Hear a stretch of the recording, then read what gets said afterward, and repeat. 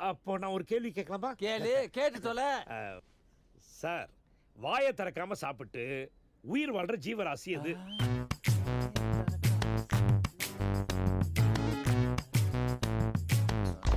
யோ, இதுக்கும் நான் எடுக்கிற பாடத்துக்கு என்ன சம்பந்தம்? சாரே ஆன்சர் பண்ணலனா நம்ம ஏன் இந்த கிளாஸ்ல படிக்கணும்? வாங்கடா போலாம். ஏய் உட்கார்றா. ஒன்னு தெரியலன்னா உடனே கிளாஸ் விட்டு வெளியே போவியா? ஐயா ஐயா நீங்க சொல்லுங்கய்யா. கருவறையில் இருக்கிற குழந்தை சார், அதோட சாப்பாடே அம்மாவோட தொப்புள் கொடி மூலமா தான் அந்த குழந்தைக்கே போய் சேரும். அதுதான் வாயை திறக்காம சாப்பிடுற ஜீவராசி. நேரத்துங்க என்னமா அவர் சொல்லிட்டாருன்னு கை தட்டுறீங்களா? எக்ஸாம்ல பாத்துக்கிறேன். இத பாரியா, இனிமே கருவில இருக்க குழந்தை பீரோ மேல இருக்கிற பொம்மைன்னு ஏதாவது உல்டாவா பேசிக்கிட்டு இருந்த எனக்கு வர்ற கோவத்துக்கு உன்னை அடிச்சே கொண்டுருவேன்.